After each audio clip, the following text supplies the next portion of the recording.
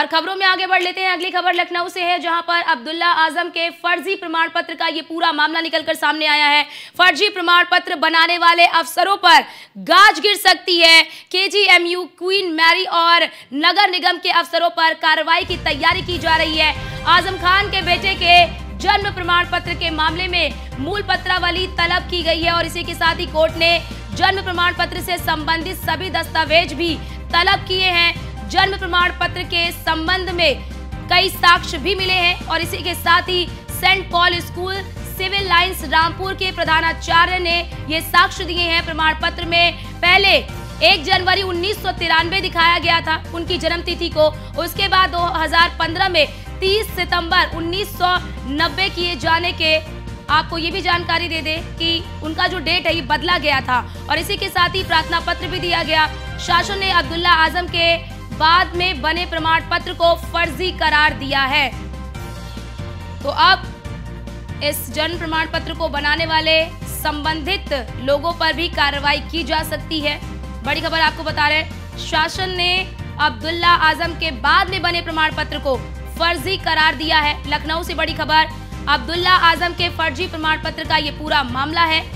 इससे पहले भी आपने देखा होगा कि ये जो मुद्दा है वो उठा था। फर्जी प्रमाण पत्र बनाने वाले अफसरों पर गाज गिर सकती है, उन पर कार्रवाई की तैयारी की जा रही है।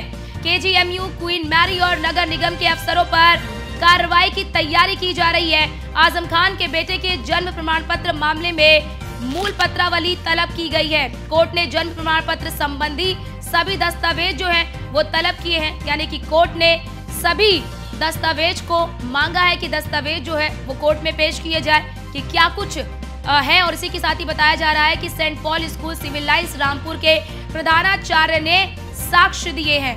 प्रमाण पत्र में पहले 1 जनवरी 1993 दिखाया गया था इनकी जन्म तिथि, उसके बाद 2015 में 30 सितंबर 1990 किए जाने के लिए प्रार्थना पत्र दिया गया और जब इन्होंने दूसरी बार अपना जन्म प्रमाण पत्र बदला है तो दूसरा जो डेट है उसे ठीक नहीं माना गया है। तो लखनऊ से बड़ी खबर आपको बता रहे हैं, अब्दुल्ला आजम के फर्जी प्रमाण पत्र का ये पूरा मामला है और अब इस मामले पर कार्रवाई और भी तेज हो रही है। संबंधित अफसरों पर गाज गिर सकती है, जिनका जिनका हाथ होगा इसमें।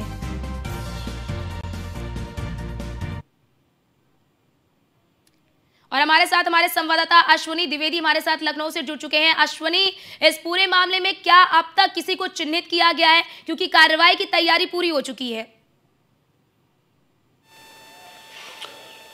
बिल्कुल बता दें आपको कि आजम खान के जो बेटे हैं अब्दुल्ला आजम, उनके जन्म प्रमाण पत्र को लेकर के लगातार कार्रवाई चल रही थी, लगातार जांच चल रही थी। जांच में पाया गया था, शासन स्तर से जांच हुई थी कि ये फर्जी है। उसके पीछे तमाम चीजें रही थी, क्योंकि 2015 का जब इनका जन्म तिथि बदलवाई गई थी उस दौरान उत्तर प्रदेश में जो है सपा की सरकार थी, तो निश्चित तौर पर कहीं ना कहीं अपनी ताकत का फर्जी इस्तेमाल किया गया था आजम खान के द्वारा। हालांकि जो पहले जन्म तिथि स्कूल में दर्ज थी वो 1993 की थी, जो बाद में 1990 करा दी गई थी। निश्चित तौर पर ऐसे में जो जिम्मेदार अधिकारी हैं अब उनके सर पे भी तलवार लटक रही है, जिसमें केजीएमयू के अफसर, नगर निगम के अफसर हैं, साथ ही साथ जो क्वीन मैरी अस्पताल है वहां के अफसर हैं। निश्चित तौर पर अब इनको लेकर के पूरी रिपोर्ट जो है वो कोर्ट ने तलब की है।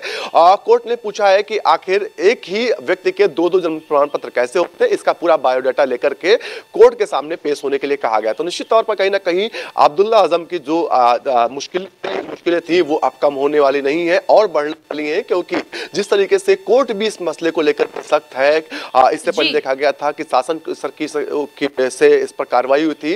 शासन ने आज जन्म प्रमाण पत्र को फर्जी करार दिया था, जो दूसरा जन्म प्रमाण पत्र था, क्योंकि चुनाव उसी के आधार पर लड़े थे, उसी के आधार पर विधायक बने थे और जिसकी शिकायत वर्तमान जो रामपुर के विधायक आकाश सक्सेना ने की थी, जिसके बाद जांच शुरू हुई थी और जांच में पाया गया था कि वाकई में जो अब्दुल्ला आजम का जो जन्म है वो फर्जी है। तो ऐसे में कहीं ना कहीं उनकी सजा भी गई थी, उसके बाद उनको जेल भी जाना पड़ा था और अब कोर्ट पर सख्ती दिखा रहा, तो निश्चित तौर पर आने वाले समय में मुश्किलें और बढ़ने वाली हैं आजम खान परिवार की, साथ ही साथ अब्दुल्ला आजम की। जी, इसी के साथ ही अश्विनी भी बताया जा रहा है कि प्रधानाचार्य को कुछ साक्ष्य भी मिले हैं, उन्होंने साक्ष्य भी दिए हैं।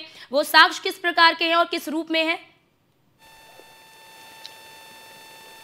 बिल्कुल, आज जो प्रधानाचार्य है जहां से भाई अब्दुल्ला आजम ने की है, वहां पर जो पहले जन्म तिथि दर्ज की गई थी वो 1993 की दर्ज की गई थी। बाद में हलफनामा देकर के 1990 कराया गया था। तो निश्चित तौर पर यही मजबूत कागजात हैं जो कोर्ट के सामने पेश किए जाएंगे। तो निश्चित तौर पर कहीं ना कहीं कोर्ट इन्हीं पर आगे की कार्रवाई करेगा। जी, और कब तक कोर्ट में तलब करने के लिए कहा गया है? क्या कोई तारीख दी गई है कि उस तारीख में इन्हें तलब करना है, पेश करना है?